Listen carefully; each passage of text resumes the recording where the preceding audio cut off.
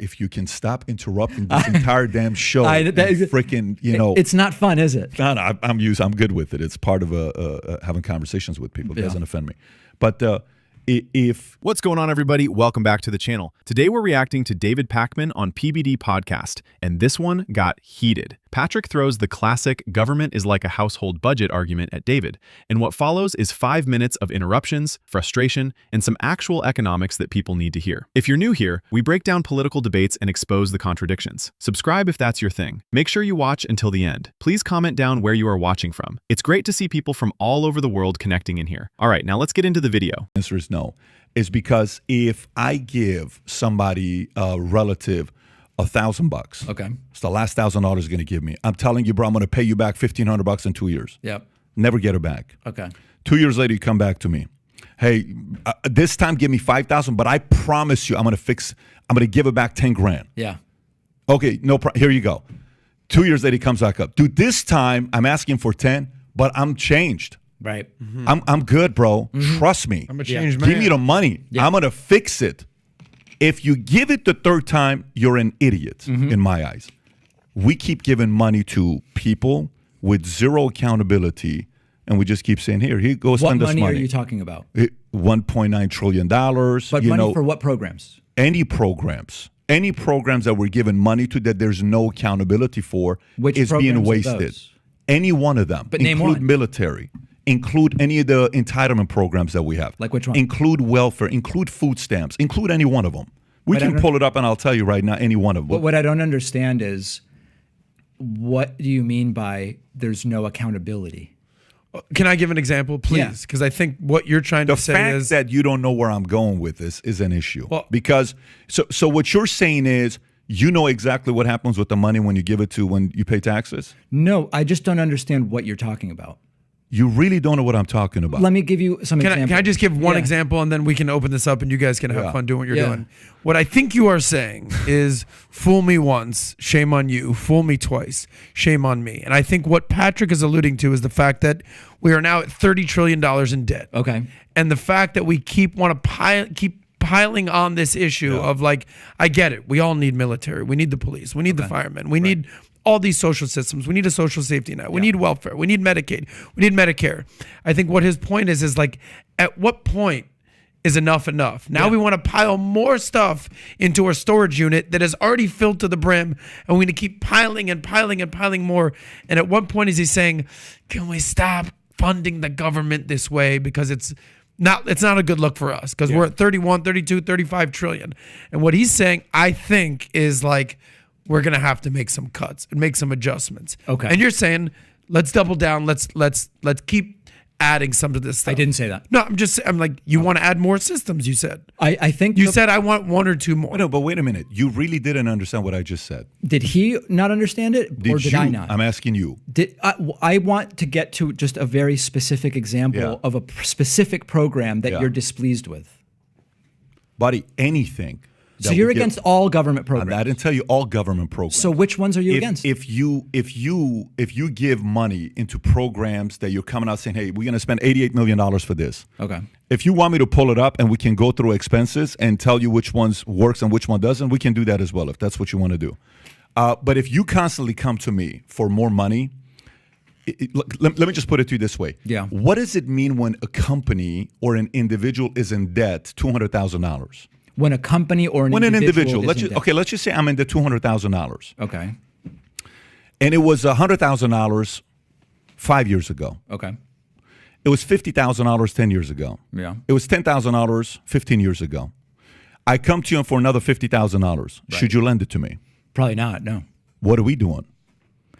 What are we doing? We're lending our taxpayer. It sounds like you're analogizing. But we're lending our taxpayer money, and we keep getting into more and more and more and more in debt. If the government was an individual or a corporation, I don't understand why investors keep giving this government more money when they have no cash. The critical answer. Okay, I need to stop it right here because this analogy, the I lent my cousin money and he never paid me back thing, this is one of the most common talking points in conservative economics. And it sounds so logical on the surface. That's what makes it effective. But here's the problem. It's fundamentally wrong. And David tries to say it. He says, governments are not like households or companies. But Patrick just steamrolls right past it like it's some throwaway line. It's not a throwaway line. It's the entire point. Let me explain why this matters. When you go into debt, you have a limited lifespan. You have a fixed income. You cannot print currency. You cannot tax anyone. You have to pay it back within your lifetime or declare bankruptcy. Those are your options. A sovereign nation that issues its own currency, completely different animal. The United States has existed for almost 250 years. It doesn't die. It doesn't retire. It can issue bonds that get bought by investors worldwide because the US dollar is the global reserve currency. Countries like Japan have debt to GDP ratios way higher than ours, and their economy hasn't collapsed. Now, does that mean debt doesn't matter at all? No, David even says that. But the framing of, we're like a broke cousin asking for money, is designed to make you feel a certain way, not to make you understand how macroeconomics actually works. And here's what frustrates me. Patrick keeps asking, which programs are you against? Like it's some gotcha. But when David asks for a specific example of waste, suddenly it's pull up anything, any of them. That's not an argument. That's vibes. You want to have a real conversation about government efficiency? Great. Let's talk about the Pentagon failing audits for years. Let's talk about where military contractor money actually goes. But that conversation requires specifics, not analogies about your irresponsible uncle. The reason this framing works on people is because personal finance is something we all understand. We've all had that family member. We've all felt that frustration. So when someone maps that feeling onto government spending, it feels true. But feelings aren't fiscal policy. What I wish David had pushed harder on is this. The same people who use the we're broke argument, they never seem to apply it to military spending increases. They never apply it to tax cuts that exposed the deficit. It's only when we talk about programs that help working people, healthcare, family leave, food assistance, suddenly we're broke. That's not economics. That's priorities disguised as math. Is the government and countries are not like households or companies. That's the difference. It's just, it's not an That's not true, though. analogous. That's not it's true, not though. analogous. That's not true, though. No, So meaning because it's okay for us to keep going into debt. That's okay. That's not what I'm saying. So what But is I think different it's about it? important to have a balanced view that when it comes to,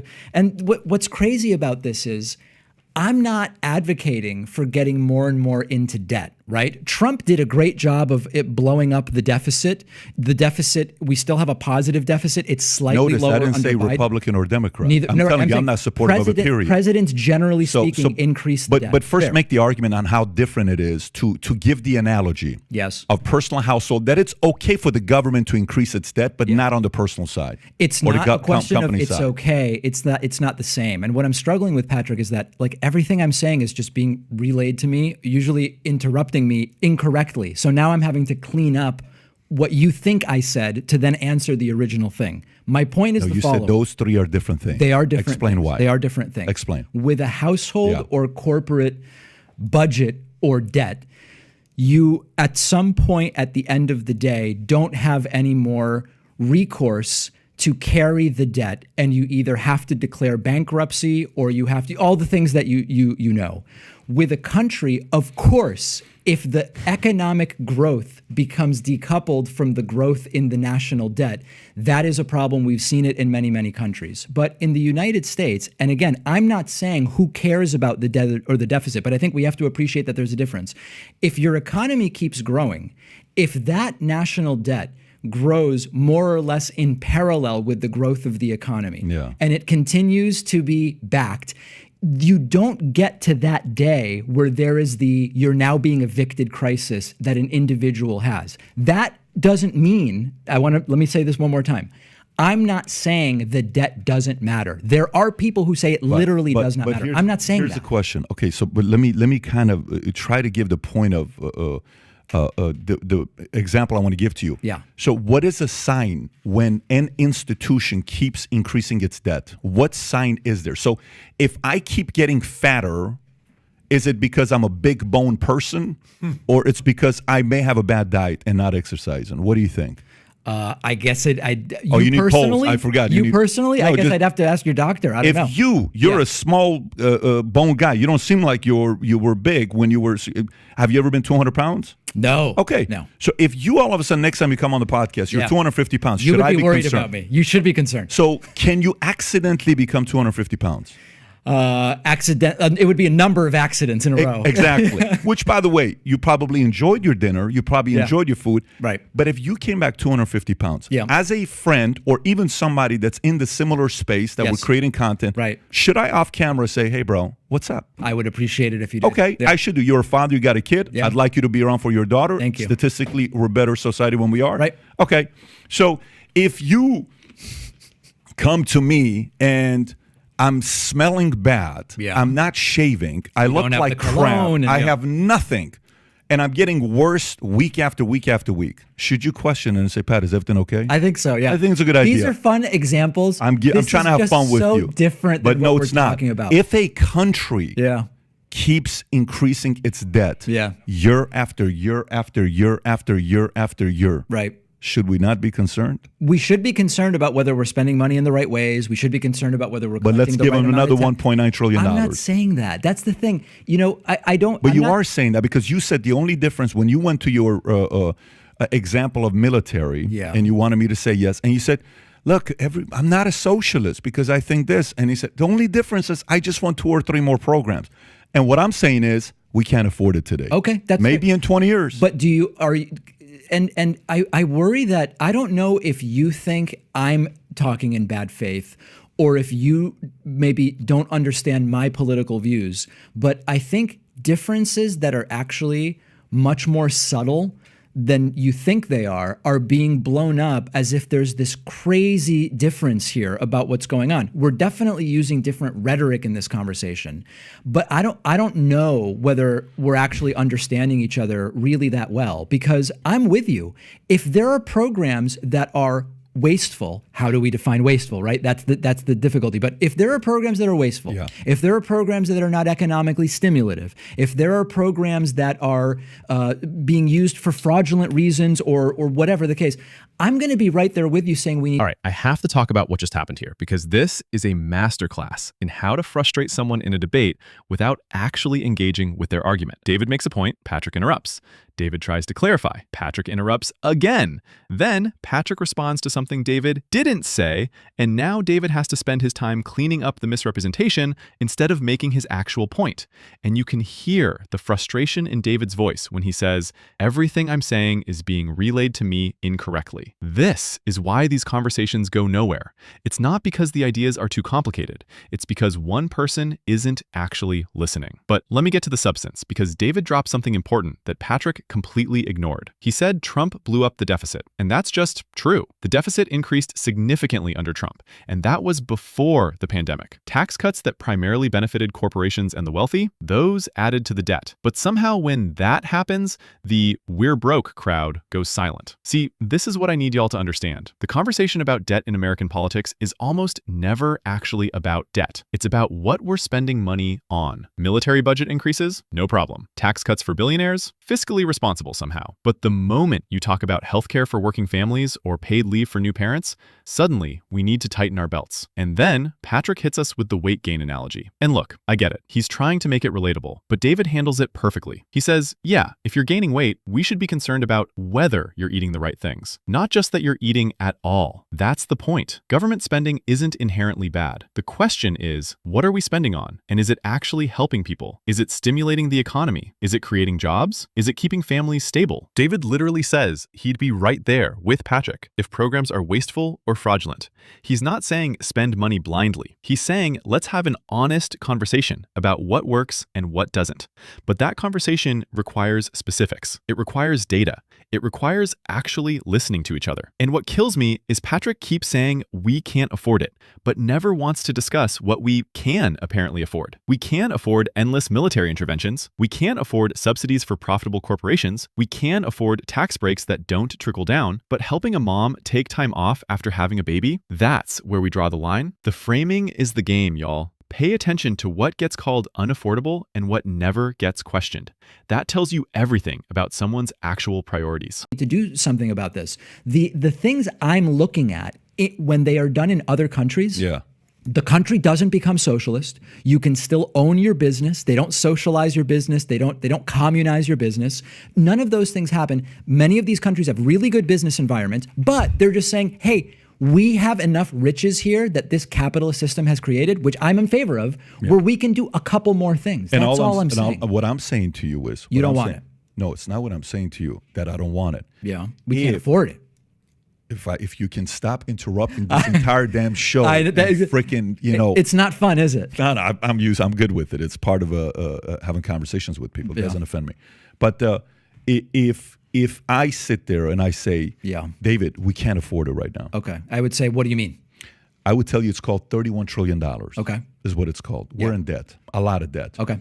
And you may not have to pay it back. Somebody has to pay it back. Your 7-year-old's going to have to pay it back, but that money's not going to print. 7-month-old's going to have to pay it back. Someone's going to pay it back. Yeah. Okay. That $31 trillion, you're not just one day going to say, guys, let's just write this thing off. You guys okay, China? Hey, Japan, you cool? Let's just write this thing off and just forget about it.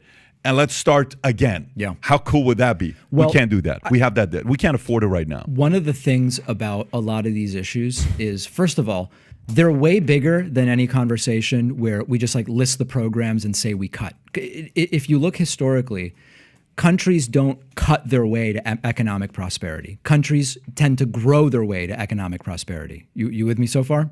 Yes. Countries grow their way out of economic prosperity. No, that's the opposite of what I said. Countries grow their way into economic prosperity. They grow by I've building heard that businesses. one too many times. So let's keep getting into debt, is what you're saying.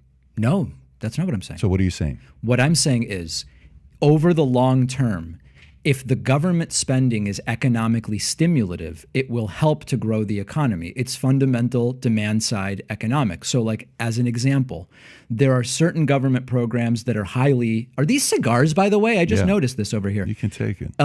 If countries... spend money on... I don't know. You seem to be looking something up. I don't know if you're paying attention. I'm listening to you, though. I am listening to you. Go ahead. If countries spend money on economically stimulative programs with a high economic multiplier, they can create growth. If countries spend money in ways that are not economically stimulative, then it increases the debt. So, for example, just to pick two different programs, I don't have any emotional attachment to these two programs. I'm just going to list two programs. Food stamps and... What is happening in here, by the way? Are those gummies? Yeah, taking vitamins. Man, this is healthy great. for you. I know. I don't want to be the 400-pound guy. Food stamps have a high economic multiplier. Okay, tax cuts for the very rich have a low economic multiplier. I'm not passing any judgment in any way. I'm just telling you there are ways that the government can spend money that is good for the economy and ways that is not so good. That's my only point. What were the two programs you said you wanted to add on? I think we should have some kind of minimum level healthcare system for everybody. And it would actually be cheaper than what we have. What we have includes people that go to the emergency room as primary care, which is insanely expensive. Sometimes they don't pay their bills, and that leads to everybody who does have health insurance is just absorbing that cost. It would just be cheaper if we provided everybody some basic level of care. There are states that have done it. I think that's just a basic thing. And secondly, I would like to socialize some aspect of paid family leave, parental and maternal. Not hugely expensive. It's economically stimulative in the sense that when other countries have done it, they find that productivity ends up being higher when parents return to work, and it's been widely studied. These are just two things. We're already paying for most of them, either in terms of productivity losses or through the healthcare that we pay for to absorb people who don't pay and use the emergency room. It can be done, revenue neutral. What percentage, if going back to it, with what we have right now, the way it is today? Yeah. What percentage of your dollar are you comfortable paying in taxes? 1%. Really? Less than Abe Lincoln imposed. No. Listen, by the way, I'm not going, this has nothing to do with what I'm telling you. Yeah, no, I know. You pulled up a different story. I'm not going to this. But what percent are you willing to pay today? I am not a high tax guy. Okay. What's high tax? High tax, listen, I don't want to get too much into my personal finances, but I don't like that. I'm not auditing you, bro. I don't just asking like that. You simple questions. I don't like that close to half of my income is going to taxes. You don't like that? I think it's too high. I think it's too So high. what do you think? Okay, David finally snapped a little. And honestly, I don't blame him. If you can stop interrupting this entire damn show, you can hear how exhausted he is. And this is someone who does political commentary for a living. Imagine being a regular person trying to have this conversation at Thanksgiving dinner. But let's get to the meat of this, because David just dropped one of the most important economic concepts that people need to understand: economic multipliers. This is not opinion. This is studied, documented economics. When you give food stamps to someone who needs them, that money gets spent immediately. It goes to grocery stores, which pay employees, who spend money at other businesses. That dollar circulates through the economy multiple times. High multiplier. When you give a tax cut to someone who's already wealthy, that money often just sits there. It goes into investments, offshore accounts, stock buybacks. It doesn't circulate the same way. Low multiplier. This isn't about punishing rich people or rewarding poor people. It's about understanding how money actually moves through an economy. And David laid it out so clearly. Then he proposes two things: basic healthcare coverage and paid family leave. And he explains why these actually save money. We're already paying for people who use the emergency room as their doctor and can't pay the bill. That cost gets absorbed by everyone else's premiums. We're already losing productivity when new parents have to choose between their newborn and their paycheck. These aren't radical ideas. These aren't socialism. Germany has these programs. Canada has them. Japan, South Korea, Australia, all capitalist countries with thriving businesses. Nobody's seizing the means of production over there. And then comes my favorite part. Patrick asks David what tax rate he's comfortable with. And David, a progressive commentator, says he thinks close to half his income going to taxes is too high. Did y'all catch that? The socialist thinks his taxes are too high. Because here's the thing that gets lost in these debates. Most progressives aren't asking for higher taxes on working people. They're asking for the tax burden to be distributed more fairly, and for that money to actually come back to us in services we can use. If I'm paying nearly half my income in taxes, and I still have to pay for private health insurance, still have to save for my kids' college, still get no paid leave when I have a baby, what exactly am I getting for that money? David's final question is perfect. Does it include healthcare and college or not? Because that's the conversation. Not just how much we pay, but what we get. And right now, Americans pay a lot and get very little compared to other wealthy nations. That's not a left or right issue. That's just math. So what do you think of this? Leave your thoughts in the comment section below, and please don't forget to like and subscribe. I'll see you in the next video.